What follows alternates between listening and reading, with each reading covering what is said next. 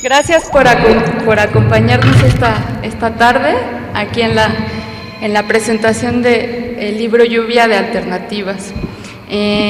Agradecemos la presencia del embajador de Bolivia, José Crespo, a la cronista de la Ciudad de México,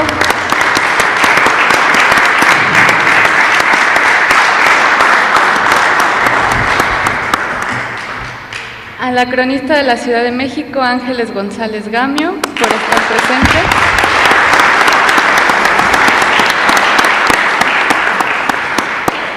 A Carolina Verduzco.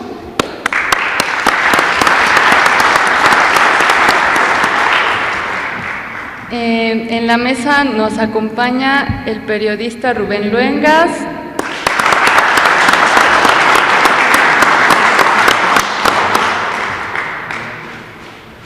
El investigador Jorge Veraza Urtuzuastegui.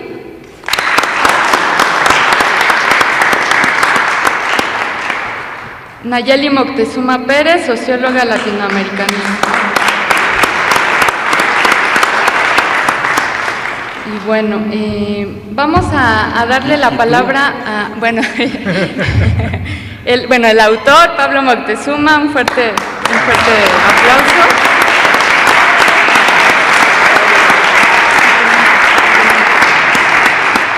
Yo soy Ixchel Báez, voy a un poco a moderar la mesa y también a dar unas palabras sobre el libro. Ahorita voy a ceder la palabra a Nayeli Moctezuma Pérez. Ella es profesora en la Universidad Autónoma de la Ciudad de México y bueno, hija del autor.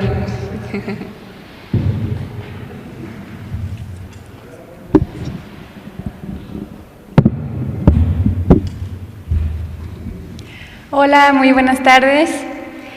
Estamos aquí para festejar el nacimiento de un libro, pero también el aniversario del nacimiento de su autor. Es un libro...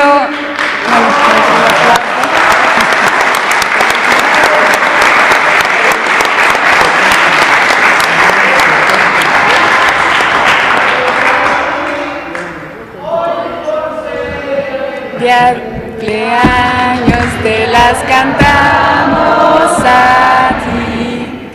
Despierta, Pablo, despierta. Mira que ya amaneció. Ya los pajarillos cantan, la luna ya se metió.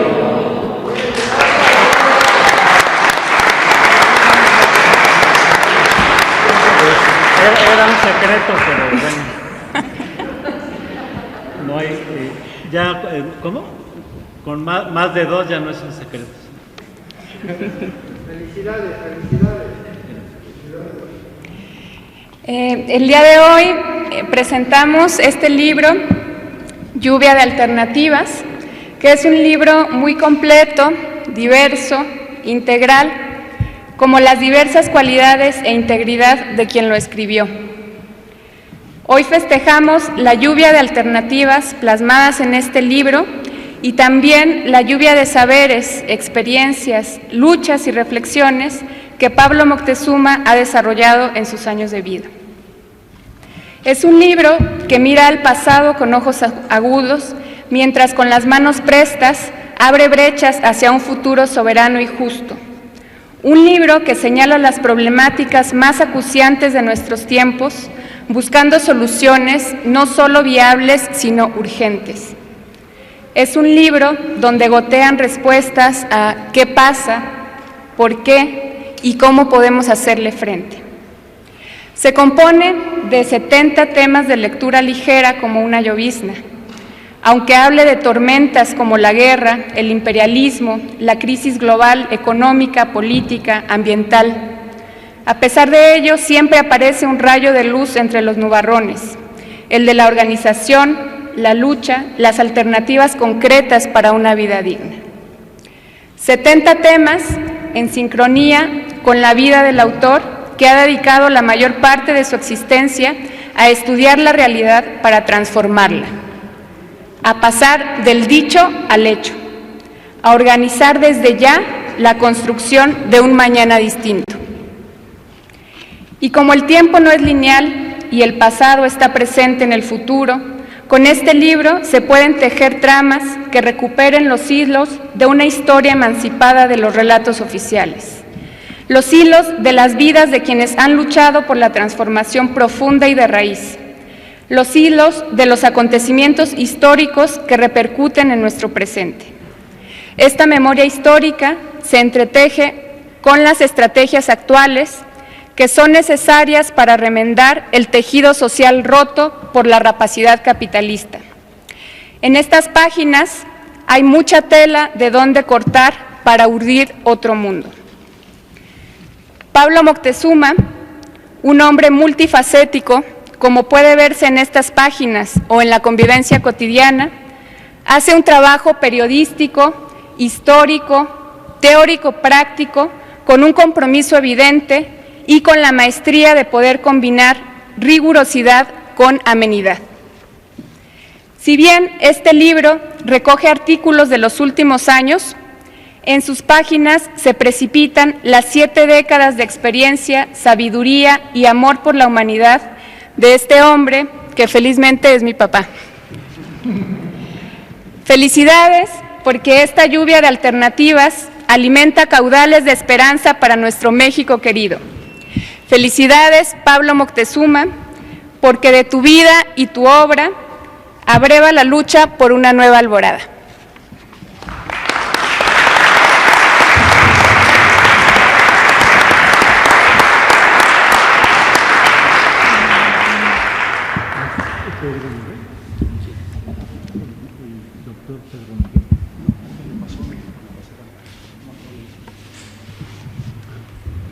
Pedro Miguel. Bueno, agradecemos la presencia del licenciado Pedro Miguel y del diputado Antolini Guerrero Márquez.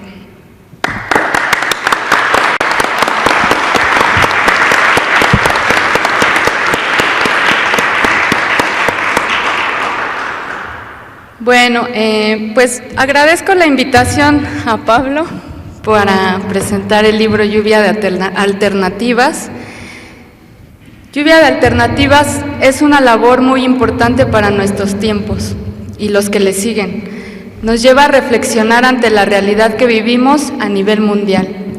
A través de diferentes artículos que Pablo ha escrito e hilado de manera muy clara, muestra cómo se van implementando las políticas económicas desde un sistema que nos impone sus propios intereses e intenta integrarnos a formas de vida globalmente estructuradas a conveniencia. Cabe resaltar que lo sustancial y valioso en Lluvia de Alternativas es que además de develar diferentes estrategias y prácticas de poder, mediante la comprensión de procesos políticos y económicos a los cuales nos hemos visto enfrentados históricamente y en el día a día, podemos encontrar a través de voces y caminares colectivos diversas alternativas para encontrar soluciones. Luchas históricas tan presentes, resistencias visibilizadas tan diferentes y tan demasiado cercanas, pues se reconocen encontrando caminos para mantener la vida y la dignidad humana, y que no solamente nos vinculan a los seres humanos, sino también en el confluir en un equilibrio entre nuestro entorno, los medios naturales y con los demás seres con los cuales coexistimos. Sobre estos temas, Pablo nos expone la importancia de construir un país soberano, la necesidad de romper con todo tipo de políticas neocoloniales, batir con toda dependencia impuesta desde las hegemonías neoliberales. Las corporaciones estadounidenses y de cualquier potencia que intenta despojarnos de nuestra independencia económica, política y cultural. Los 70 artículos en Lluvia de Alternativas son un llamado a que debemos no solamente levantar la voz, sino tomar acciones ante cualquier corrupción y falta democrática por parte de toda institución, desde lo local, de lo más micro a lo macro, en todo el nivel mundial.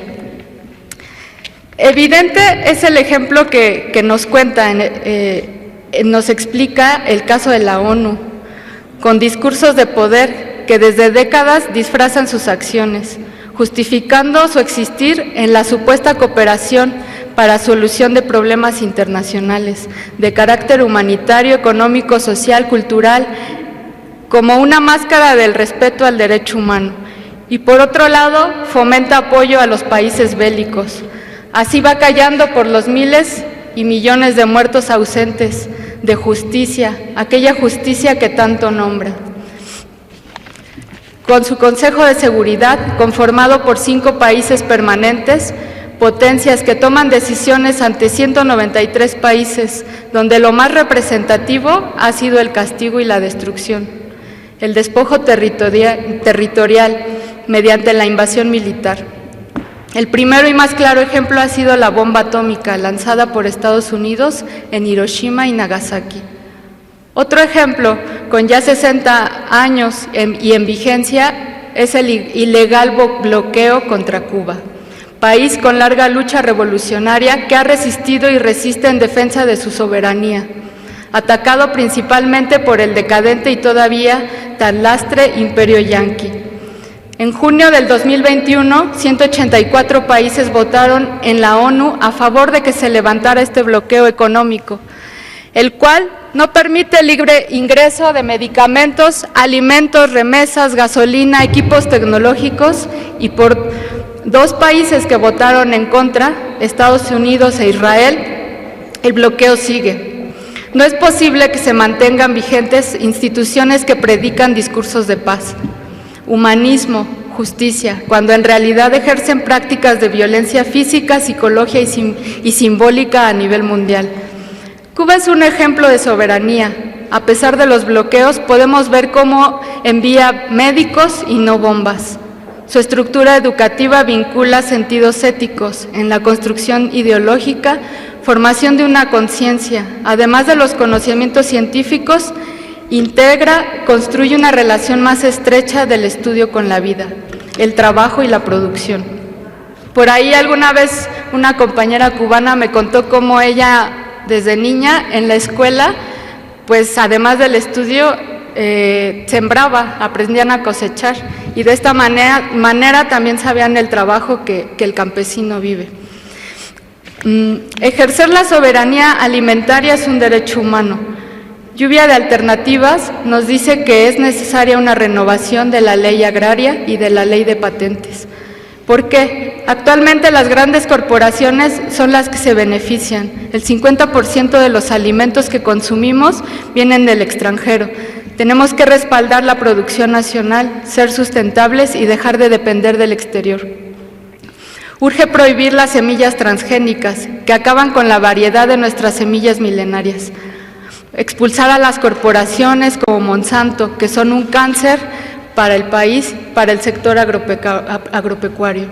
Debemos decir no a los fertilizantes, plaguicidas y pesticidas agroindustriales de origen químico. Es posible impulsar el desarrollo agrícola sin emplear insumos industriales externos y utilizar abonos orgánicos procesados localmente. Tenemos que evitar la deforestación por la ganadería e implantar formas de cultivo sustentables. Además, prevenir zonas de siembra de drogas y los monocultivos. Les quiero platicar la experiencia que yo viví al hacer trabajo de campo en la Sierra Tarahumara.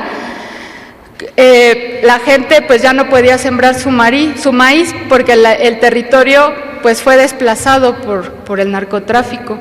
Entonces, este maíz que ellos sembraban, pues les duraba 3 meses, 4. La gente que podía tener relación para tener más territorio y sembrar en sus tierras que sembraban antes y podían ir a la sierra y como las zonas de siembra, pues sí les alcanzaba un poquito más. Pero realmente el maíz que consumían en las tiendas de Iconza, que eran pues impuestas por el Estado, pues venía maíz de Estados Unidos, el cual costaba pues aproximadamente en ese entonces, hace como 10 años, 250 pesos. lo cual pues tenían que consumir para una familia dos costales por semana. Entonces, pues no les alcanzaba. Aparte de que este maíz era transgénico. Ellos guardaban siempre sus semillas para mantener esa semilla de siembra en la zona. Pero, o sea, es como absurdo que tengamos que consumir maíz de Estados Unidos. Por otro lado, podemos sembrar alimentos en el ámbito familiar, comunitario, local, regional y nacional. Se puede fomentar la agricultura urbana con huertos colectivos, urbanos, de acuerdo con cada contexto específico de climas, aguas y regiones. Producir composta, lombricomposta a nivel comunitario. Impulsar a nivel local los cultivos organopónicos. La educación alimentaria es necesaria. Alguna vez una química en alimentos nos comentaba en un curso de medicina alternativa, nos decía, bueno, pues es que si tú no puedes leer las etiquetas, pues menos tu cuerpo lo puede procesar. Entonces, ¿por qué tenemos que consumir lo que nos imponen también desde los medios, ¿no? Si nosotros vamos al súper, vemos pura etiqueta transgénica, exceso de sodio, exceso de azúcares, que a la larga pues nos van a provocar enfermedades. La defensa de nuestro territorio se construye entre todas y todos. No debemos dejar solos a quienes comienzan a levantar la voz. En los últimos 3 años, lamentablemente, 58 defensores del medio ambiente y del territorio fueron asesinados. Un ejemplo es Irma Galindo, persona Ñusabi del pueblo de La Lluvia. Está desaparecida desde el 27 de octubre del 2021 por la defensa de su territorio, del agua y del bosque. Otro ejemplo es Tomás Rojo Valencia, defensor yaqui del agua y del territorio. Él desapareció el 27 de mayo y 2 semanas después su cuerpo fue localizado por defender el agua. La lluvia de alternativas nos lleva a comprender el gran problema del agua y cómo la Ley General del Agua es ignorada por quienes venden y monopolizan un derecho que es de todas y todos. Además de privatizarla, contaminan ríos, sobreexplotan los mantos acuíferos. Estas iniciativas, como la Ley General de Aguas, pues surgen de organizaciones campesinas, sindicatos, gente universitaria, expertos hídricos, comisiones de cuenca, quienes han formado una experiencia de lucha, la Coordinadora Nacional de Agua para Todas y Todos, Agua para la Vida, desde donde plantean soluciones transformadoras. De ahí surge la nueva Ley General de Aguas. Desde este tipo de luchas podríamos mencionar muchísimas. Un ejemplo es el pueblo Rarámuri, quien ahorita también pues está dando mucha voz por la muerte de los sacerdotes, pero si no fuera por eso, ellos llevan años de lucha porque no tienen agua, por el desplazamiento territorial. Y bueno, los pueblos originarios están enfrentándose a todo tipo de despojo, como la del pueblo Wixárika, que vive enfrentando también las concesiones mineras. La transformación minera es necesaria. En uno de los artículos se menciona cómo Felipe Calderón concesionó 35 millones de hectáreas a las empresas mineras, con concesiones de hasta 50 años. Y el 60% de estas concesiones extranjeras son extranjeras, y el 40% corporaciones mexicanas, pero pues ya conocemos, ¿no? Slim y compañía. La explotación minera a cielo abierto, sumando a las prácticas de fracking, están acabando con nuestro ecosistema. Tenemos que reaprender de nuestros pueblos, de las formas, cómo nos relacionamos con quienes coexistimos. El libro que nos muestra Pablo ahora, que es una recopilación de 3 años de trabajo, propone reaprender de nuestros ancestros, de los abuelos. Nos muestra cómo las formas organizativas de la náhuatl pues son un ejemplo. Y bueno, quiero cerrar con un verso que van a poder encontrar también en este libro, que nos dejó Nezahualcóyotl. ¿Acaso en vano venimos a vivir, a brotar sobre la tierra? Dejemos al menos flores, dejemos al menos canto. Tlazocamati por este canto y los que vienen. Gracias.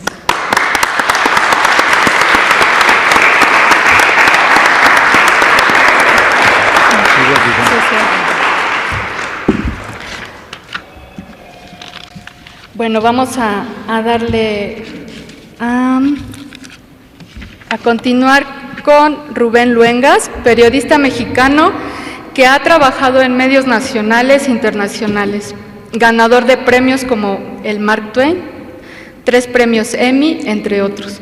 Aunque el mejor premio, dice Rubén, ha sido el reconocimiento de la comunidad hispana en Estados Unidos por defender sus derechos.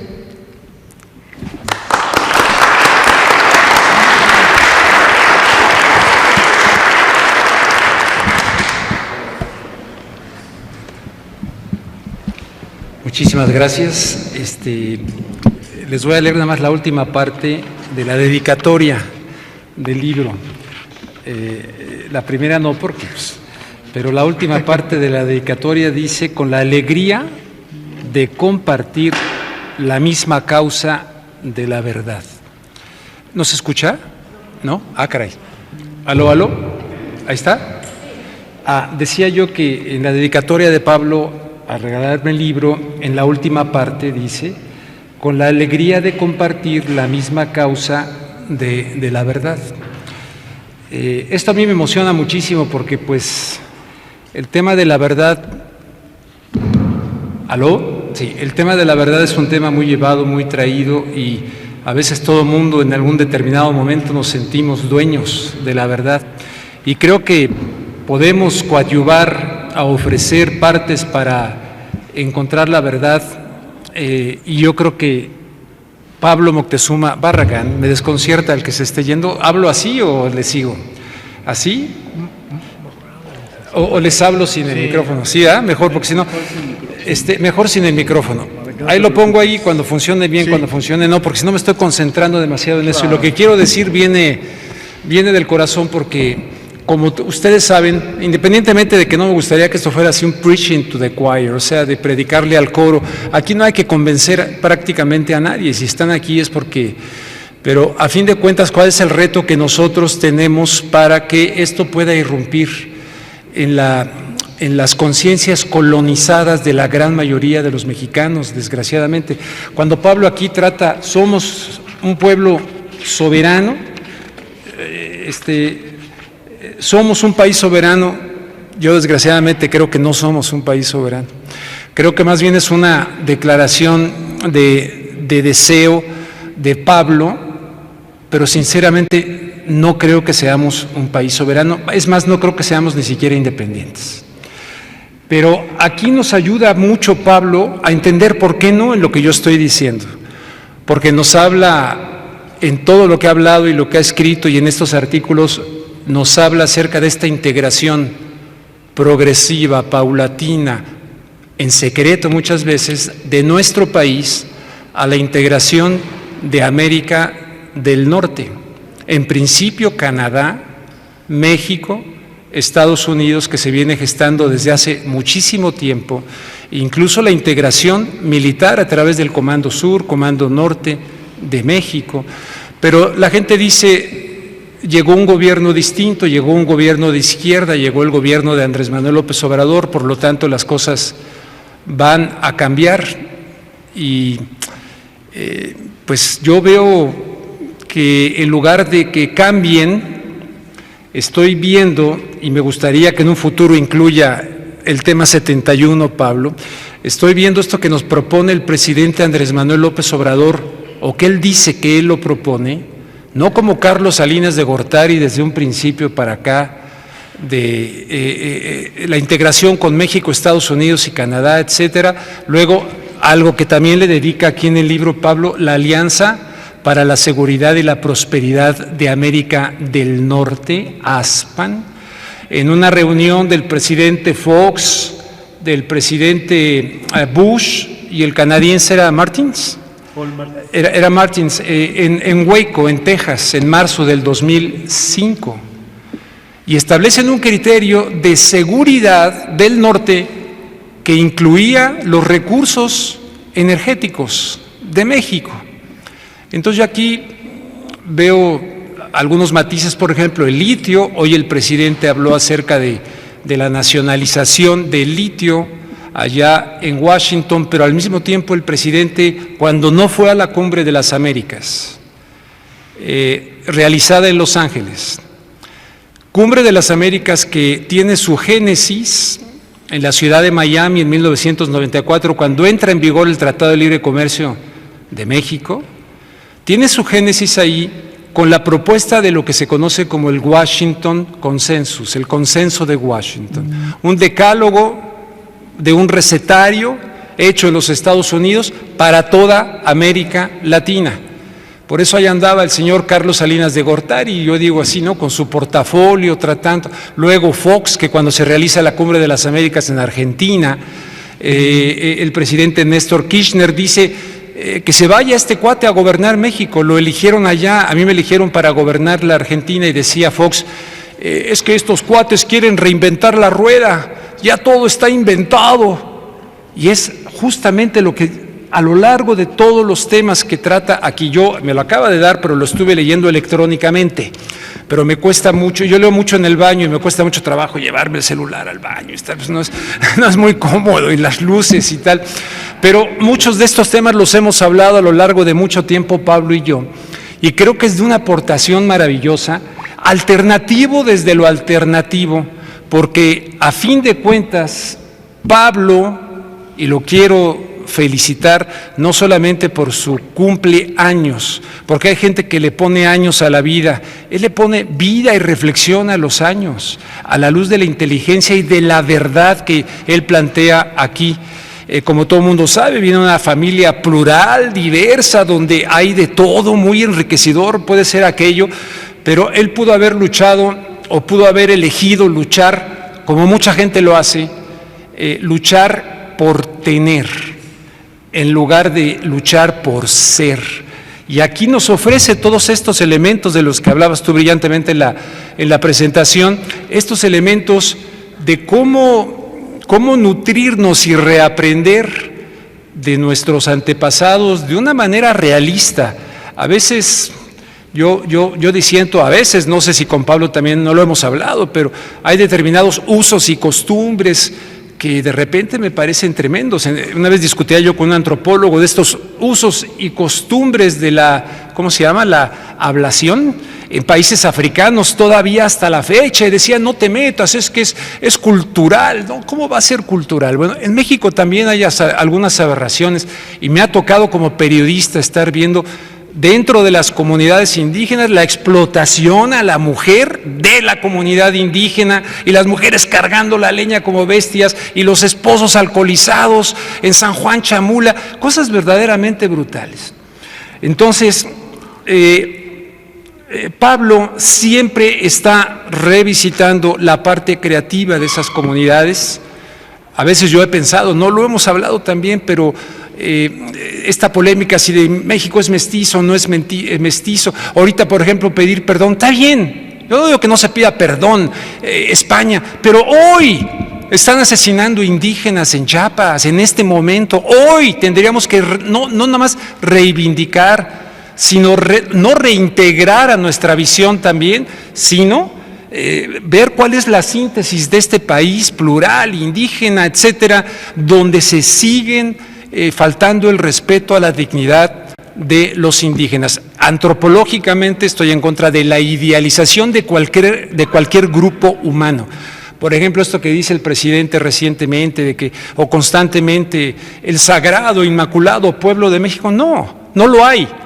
Hay gente muy buena, hay sin duda todavía valores importantes. Yo por eso me regresé. Mucha gente dice, ¿te regresaste porque dejaste de trabajar en Estados Unidos? No, me regresé porque mi esposa y yo estábamos hasta el gorro de Gringolandia y queríamos revitalizarnos de esta sociedad mexicana donde hay valores. Pero desgraciadamente, a lo largo de mi profesión y de mi carrera periodística, durante mucho tiempo fui viendo cómo se venía descomponiendo el país, y evidentemente márcame el ya ando. Evidentemente el famoso neoliberalismo está en la raíz de este problema, como lo aborda también constantemente Pablo. Ahora, perdone por ser así medio, pero constantemente el presidente actualmente nos dice, en la época neoliberal del pasado, digo, chirrión, ¿cuál época neoliberal del pasado? El agua sigue totalmente atrapada en criterios liberales. Seguimos atrapados en esto de la televisión que tanto hemos platicado con Pablo, los medios de desinformación masiva, de destrucción masiva, y gente todavía que ahora cree que está recibiendo información veraz, y perdón que se los diga aquí en este espacio, de eso no habla Pablo en el libro, pero en el contexto de la pandemia. ¿No saben ustedes la manipulación que en el mundo hay acerca de este tema en los mismos medios de comunicación a los que ahora la gente les cree, donde hay un campo de batalla que es este, y los bombardeos, los misiles, así como… el campo de batalla de ellos somos nosotros. Somos nosotros, el campo de batalla es nuestra mente humana y nuestro corazón humano. Entonces, quien lea este libro, lea estos artículos, estos 70 temas, va a encontrar herramientas para ejercer la crítica a lo que estamos viviendo. Y cuando digo crítica, me refiero al concepto de crítica de Roland Barthes. La crítica no es voy a destruir a fulano de tal. Por ejemplo, estos elementos, pinceladas que he dicho ahorita aquí de López Obrador, los digo en mi medio, ya soy chayotero, ya me vendí, ya no sé qué. No, el periodista no puede dar un cheque en blanco. Si me hubiera vendido, hubiera yo aceptado la invitación de ser el conductor nacional que me hicieron en Los Ángeles para Telemundo, a cambio de cambiar mi periodismo. Entonces sí, me mandaron una limusín, me llevaron a Los Ángeles, a un lugar súper exclusivo, se iba el conductor que está, ahí sí me hubiera vendido. Aquí no, forman personas adoctrinadas como feligresía, que cuando les tocan con el pétalo de un análisis a un determinado personaje, en este caso, Andrés Manuel, por quien voté y por quien considero que sigue siendo mejor que lo que nos tocó anteriormente, creo que si se da un cheque en blanco y la gente renuncia a una democracia real, activa, una democracia donde no es que hagan lo que se les pegue la gana. Yo no quiero integrarme a Estados Unidos y Canadá. Tengo la nacionalidad estadounidense, tengo pasaporte estadounidense. Lo hice por razones prácticas después de 18 años de vivir allá. Nos regresamos a vivir acá y resulta que ahora nos quieren integrar en el gobierno de izquierda a Canadá, Estados Unidos y México, en toda América, como una comunidad económica europea. ¿Cuándo se ha consultado eso? ¿Cuándo se ha publicado? No, está manejado todo así de manera… Y Ken Salazar, que no sale ya de Palacio Nacional, ahora dice Ken Salazar, sí, es la América total. ¿Cuál? ¿Van a enterrar la doctrina Monroe como la Comunidad Europea con una moneda única que antes decían que era teoría de la conspiración? En fin, hay muchos temas, pero sobre esto que yo estoy diciendo ahorita, ya para terminar y no aburrir, yo agradezco no solamente el libro, sino todo lo que he leído, los otros libros que me ha proporcionado. Aquí le entra Pablo a todo esto, pero me interesa mucho el tema con Estados Unidos. El día de hoy, justamente, no habló de eso que él dijo que iba a hablar. Qué bueno, se limitó 5 puntos y el tema de la migración. La migración, lo dijo bien el presidente al principio, lo hemos hablado, Pablo, la migración hay que atacar el problema en su raíz, no en sus efectos. Si tú ves un incendio, no vas a ir ahí a atacar el humo, vas a ir a atacar el incendio. El tema migratorio es el resultado, golpes de Estado apoyados por Estados Unidos, apoyar dictaduras, golpes de Estado como el de Mel Zelaya, que quitaron a Mel Zelaya porque se acerca a Chávez, etcétera. Toda esta historia de la cual… Cuando el mejor premio es, por ejemplo, en Guatemala, hay muchos guatemaltecos en Guatemala, en Los Ángeles muchos guatemaltecos que caminan por ahí y no saben ni por qué están ahí, por qué sus padres o sus abuelos salieron de ahí. Cuando hicimos un programa inédito en la televisión de habla hispana de los Estados Unidos, que decía, estás loco, ¿cómo crees? Los ratings se van a caer. donde le explicamos a los guatemaltecos el derrocamiento de Jacobo Arbenz en 1954, con la complicidad de la CIA, la United Fruit Company. Caminen con dignidad en Los Ángeles, no pidiéndole limosna migratoria a los Estados Unidos, exijan sus derechos. Entonces, en la medida en que hay gente que concientiza, que politiza, que emancipa, que despierta, en esa medida será la puerta angosta, la puerta pequeña. Termino nada más diciendo esto de que celebro que Pablo luche por ser y que nos invite a reflexionar sobre nuestro ser y no luchar por tener, como muchos médicos que ahorita de manera inconfesable, y se los puedo decir, pero en fin es un tema muy polémico, hay muchos médicos que ahorita dicen, no, pues cómo voy a echar a perder mi prestigio, me va a llevar el tren, mejor así. Bueno, aquí tenemos un ejemplo viviente que está cumpliendo 70 años de edad, o sea que felicidades y muchas gracias.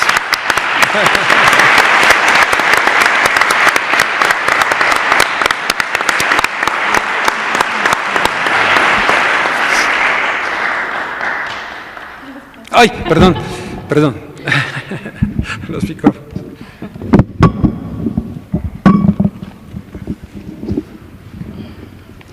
Bueno, gracias Rubén. A continuación vamos a dar la palabra a Jorge Veraza Urtuzuastegui. Es egresado de la Facultad de Economía de la UNAM y doctor en Estudios Latinoamericanos por la Facultad de Ciencias Políticas y Sociales de la UNAM.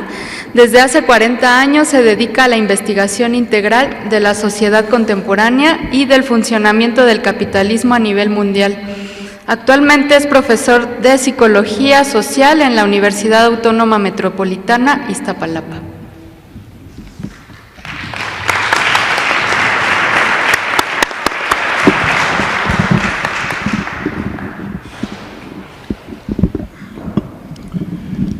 Bueno, pues estoy muy contento de estar con ustedes esta noche para presentar este libro magnífico que escribió Pablo Moctezuma, mi amigo. Nos conocemos desde la Facultad de Economía, ¿verdad? O me estoy confundiendo con Pedro, ¿no? Da lo mismo. Da lo mismo. Da lo mismo, sí. Así le hacían con las mujeres, da lo mismo. Exacto, da lo mismo. No es cierto. Bueno, entonces, pues lo primero es confirmar la muy puntual, amplia e interesante semblanza del libro que nos presentó Nayeli.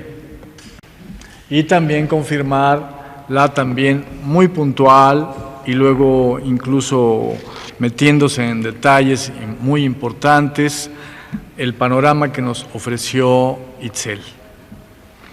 Así queda el panorama y partes específicas del libro, de qué trata, todo esto queda perfectamente tratado. El libro es polémico, invita a que se puede polemizar, no hay que inventar la polémica, se puede polemizar discutiendo con él, retomando argumentos, así que la intervención de un poquito de agua, ¿sí? Ya que se olvidan las palabras. Es mezcal, no sabe. Sí, la intervención periodística muy valiente de Rubén Luengas, pues está integrada, se arma perfectamente bien con toda la argumentación que está levantando el libro. Son 70 intervenciones, son intervenciones de crítica social, son intervenciones antes de ser de crítica social, es decir, argumentada, sustentada, son en primer lugar denuncias. Hay muchas denuncias. En cada uno de los artículos se denuncian realidades negativas, nocivas, letales, que están presentes en el mundo contemporáneo y en México en particular. Así es que es un libro de denuncias, pero también es un libro de crítica social, bien argumentada. Bueno, a ver, ¿qué más? Miren, yo creo que uno de los valores más importantes del libro es que se trata de un libro. Primero les voy a hablar de otros muchos libros. Hay muchos libros actualmente que se publican que no reflejan la realidad. En la realidad hay clases sociales y hay lucha de clases. Muchos libros, en esos muchos libros no hay clases sociales ni lucha de clases. Bueno, en la realidad hay pueblos originarios. En muchos libros no hay pueblos originarios. En algunos libros, en la realidad hay pueblos originarios en lucha. Y en muchos libros no hay pueblos originarios en lucha. O otros libros presentan la existencia de pueblos originarios en lucha, pero no están luchando contra el imperialismo. Son pueblos originarios que luchan contra el Estado. Bueno, sí existe eso. Pero también existen pueblos originarios que luchan contra el colonialismo y el neocolonialismo, contra el imperialismo, y que luchan por la soberanía nacional. Muchos libros que están hablando ahora de pueblos originarios no están reflejando este tipo de luchas, en donde los pueblos originarios luchan también codo con un Estado nacional por defender su soberanía. Entonces, este tipo de trazos propios de la realidad y que quedan omitidos en infinidad de libros es los que está presentándonos el texto, tanto de clases sociales como de situación de la mujer o de pueblos originarios o del tema del litio, del tema del petróleo o del tema de la ONU. En muchos libros aparece la ONU, pero en pocos libros se critica a la ONU. En pocos libros se denuncia el carácter sesgado imperialista de la ONU, que debería ser árbitro mundial, ¿verdad?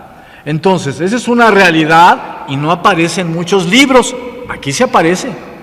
Primero aparece retratada y luego sobre ese retrato de la realidad se lleva a cabo una crítica. O sea, no es un libro criticón o criticonismo o que hace chismes, sino que las críticas que hace se basa primero en realidades que refleja perfectamente bien.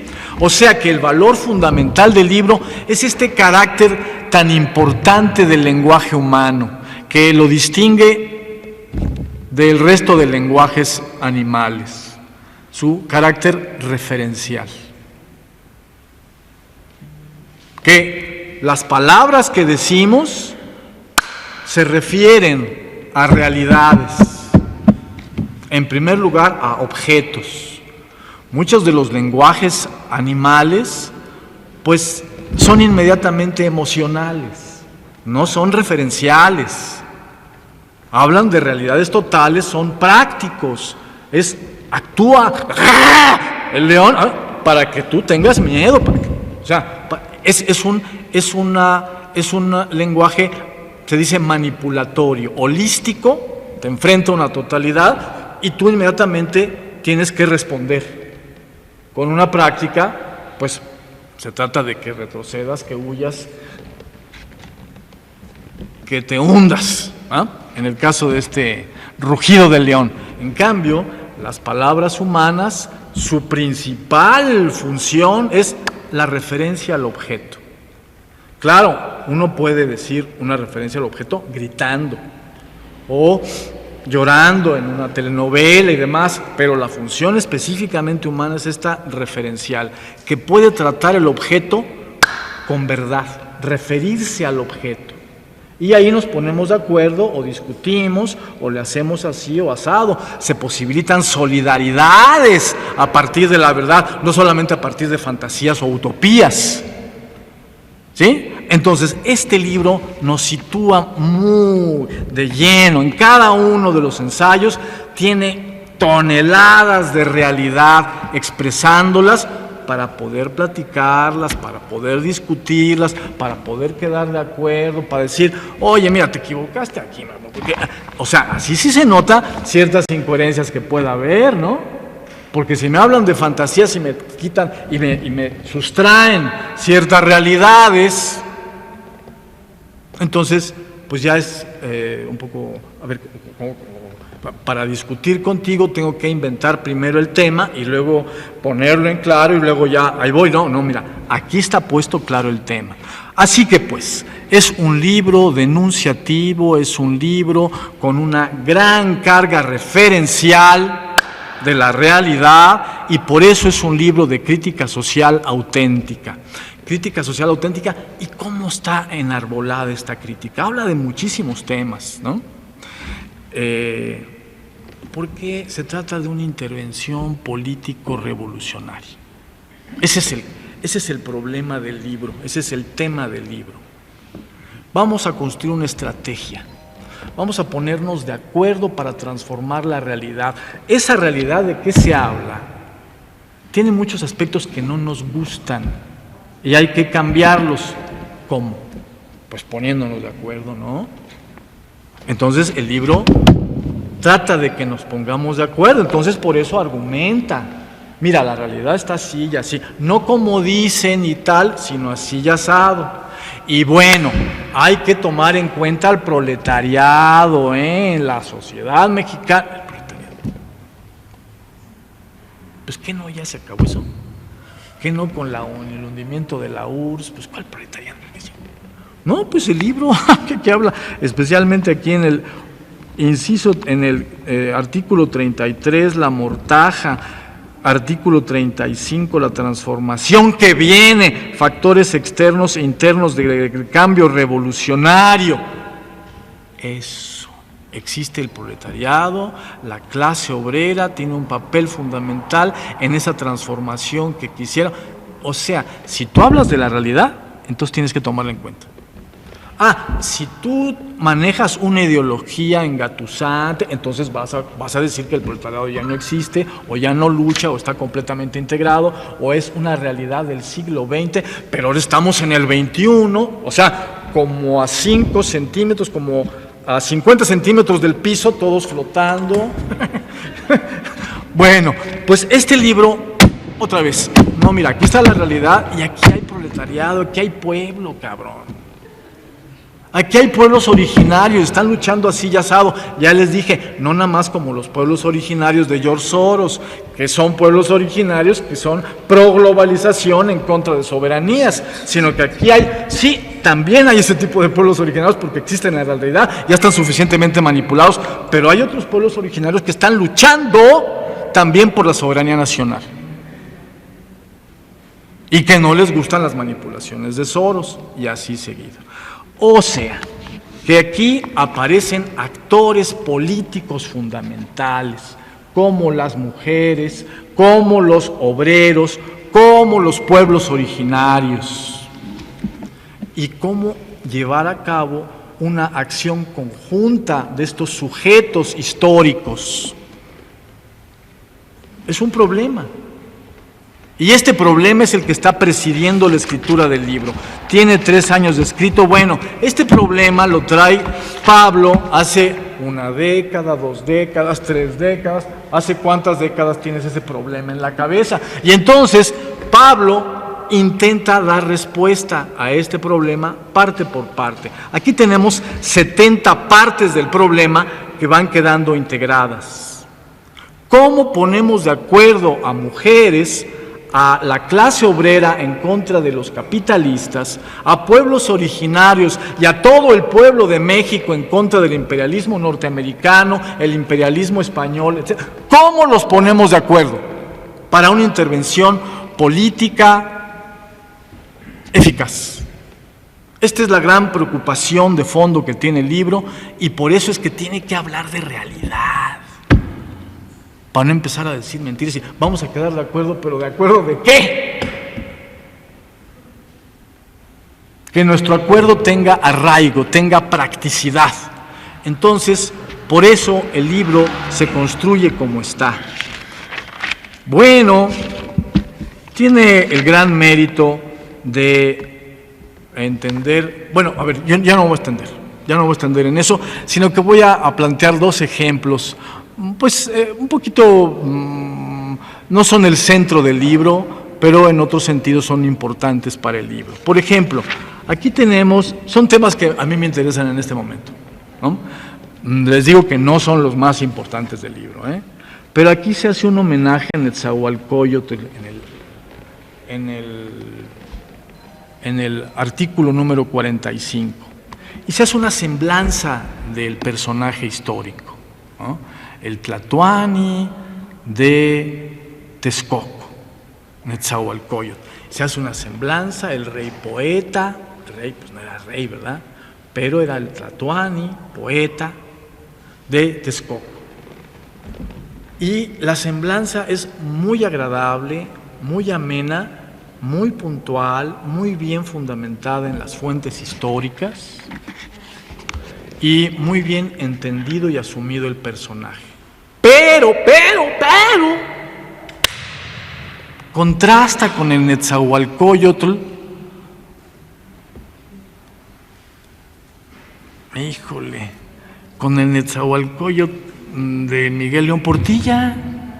Cabrón, eso es lo extraño. Entonces el libro es muy incisivo cada vez que interviene, por ejemplo, no solo de política nacional o política internacional, sino cuando interviene recuperando la tradición mexica, o en este caso náhuatl texcocana, es muy incisivo. ¡Pum! Le está pegando. ¡Ay! La nariz de Miguel León Portilla, pues, ¿por qué? A ver, sucede que hay un Netzahualcóyotl, rey poeta, en Miguel León Portilla, y digo Miguel León Portilla significa decir la visión oficial de Netzahualcóyotl, la más reputada. Tenemos un Netzahualcóyotl que es un rey poeta, y bueno, pues también en Miguel León Portilla dice poemas como los que nos acaba de citar Itzel. O sea, son los mismos poemas, pues no hacen trampa tan burda, pero sucede que es un Netzahualcóyotl que se opone tajantemente con Itzcoatl. Es un Netzahualcóyotl que se opone tajantemente con Tlacaelel. Tlacaelel es mexica y Netzahualcóyotl es texcocano. Estamos hacia el 1400 y pico. Pero, de pronto, en 1604, interviene Fernando de Alba Ixtlilxóchitl, tataranieto de Ixtlilxóchitl, el principal aliado indígena de Cortés. Es texcocano y es nieto o bisnieto de Netzahualcóyotl, y el tataranieto de Ixtlilxóchitl hace una versión de la conquista, y una versión de Texcoco, y una versión de los mexicas, y una versión de Netzahualcóyotl. ¿Cómo qué versión puede dar el principal aliado de Cortés y el tataranieto de ese aliado acerca de Netzahualcóyotl? Pues una versión en donde Netzahualcóyotl ya se había aliado a Cortés desde 1400 contra Tlacaelel y los mexicas, pues que andaban haciendo sacrificios humanos y eran unos déspotas tremendos. En cambio, es frente a este tipo de cultura sanguinaria que Netzahualcóyotl, el humanista, hacía poesías a las flores y hablaba, pues no de Huitzilopochtli, ¿no? Ese es el de los corazones y toda esa cosa, ¿no? Sucia. Hablaba de Tlaquenahuaque, hablaba de Ipalnemohuani, es decir, del creador de la vida, una divinidad tan parecida a Jehová, que pues bueno, por eso nos cayeron también los españoles cuando vinieron por acá, diría Fernando de Alba Ixtlilxóchitl en 1600, justificando por qué la visión de su tatarabuelo, Ixtlilxóchitl, era superior y pues en realidad no traicionó, ¿no? ¿Qué fue lo que hizo? Pues en realidad retomó la herencia de Netzahualcóyotl. Bueno, ocurre que el Netzahualcóyotl que nos presenta aquí Pablo, pues forma parte de la gran cultura náhuatl. Y claro que tiene su trazo original, pero no parece entrar en contradicción con Tlacaelel, no aparece esa contradicción, no aparece entrar en contradicción con la cultura mexica, sino que son dos variantes de una triple alianza: Texcoco, Azcapotzalco y Tenochtitlan. Es decir, les insisto, se trata de un Netzahualcóyotl cargado de realidad muy distinto al Netzahualcóyotl que está planteándonos Miguel León Portilla para presentarnos la justificación, o sea, porque está siguiendo la justificación de Fernando de Alba Ixtlilxóchitl. Uno de los aspectos en cómo se puede interpretar, entender, uno de los pasajes de este muy importante libro. Otro, bueno, aquí no hay un ensayo 71 o 72 que podría haber sido uno de los programas que acaba de presentar Pablo hace como 2 días y yo lo vi, dije, qué bueno, que fue la semblanza biográfica de la trayectoria política de Luis Echeverría Álvarez, que murió hace poco, con 100 años. Entonces, cuando yo estaba viendo el video, ¿no? Oyendo, sobre todo oyéndolo, ¿no? Ya ves que los videos sí se ven, pero sobre todo se oyen. Pues, oye, qué bien, oye, pero ¿cómo le siguió la pista a todo esta? Pues era de la CIA este cabrón, y no lo sabíamos. Oye, y lo que hizo con el Banco Mundial, y lo que hizo y luego la represión de los estudiantes. Oye, pero ustedes conocen las obras del Marqués de Sade. Allá aparecen unos monstruos, vamos a decirles monstruos sádicos libertinos, ¿no? Monstruos despóticos, sádicos libertinos. Bueno, pues Sade los construye, los escribe, ¿no? Bueno, aquí hay uno en la realidad y nomás hay que ponerle unas orejitas así picudas y listo, ¿no?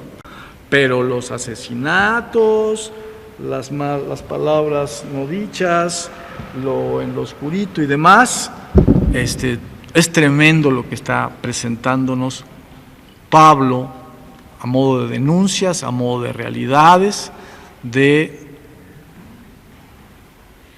Luis Echeverría Álvarez. Pero no dijo algo, y yo dije, pero toda esta semblanza es perfecta para explicar cómo fue la intervención de Luis Echeverría Álvarez en referencia a los restos de Cuauhtémoc encontrados en Izcateopan, otro tema de los pueblos originarios.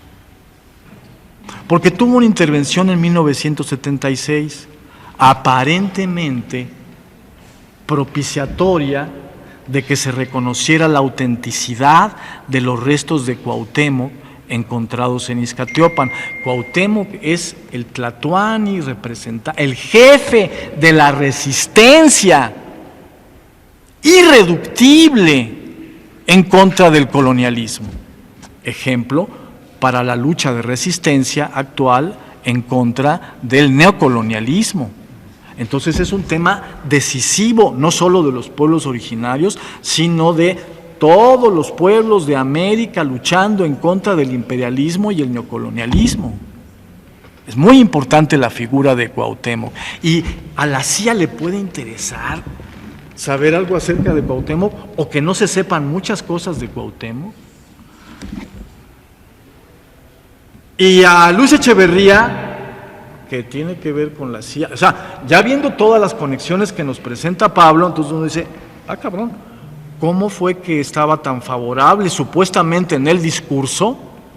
¿Cómo es que se presenta Luis Echeverría tan favorable a que se reconozcan la autenticidad de los restos de Cuauhtémoc, pero luego poco a poco se van sesgando las cosas como para que institucionalmente se construya una comisión Bonfil que va a enjuiciar el hallazgo, el descubrimiento de Eulalia Guzmán de 1949, y resulta que, pura mentira, que la comisión Bonfil está organizada para tratar de desmontar cualquier planteamiento acerca de que eso tiene un viso de realidad.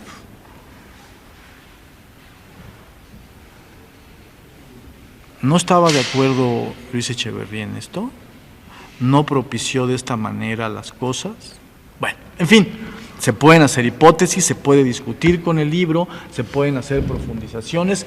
Es simplemente eso lo que yo quería ilustrarles, la gran riqueza del libro por su carácter denunciativo, crítico, social y sobre todo referencial, que tiene mucha realidad dentro, y otros muchos artículos que no están aquí, pero que siguen la trayectoria, que pertenecen a la trayectoria posterior de Pablo, nos van dando nuevos aspectos de este gran rompecabezas para construir la realidad y quedar de acuerdo de cómo poder transformarla política históricamente.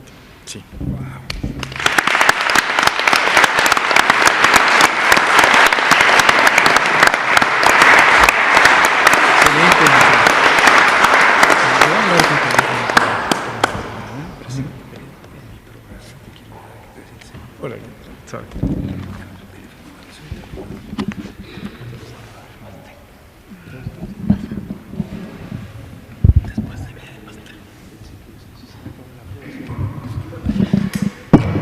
Bueno, pues gracias por las palabras que nos dieron, y vamos a darle la palabra al autor, Pablo Moctezuma.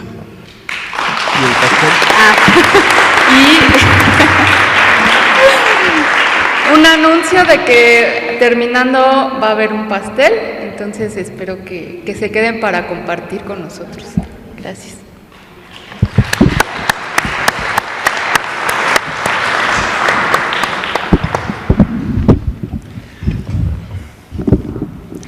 Bueno, muchas gracias por la presencia de todas, todos y todes en esta presentación del libro.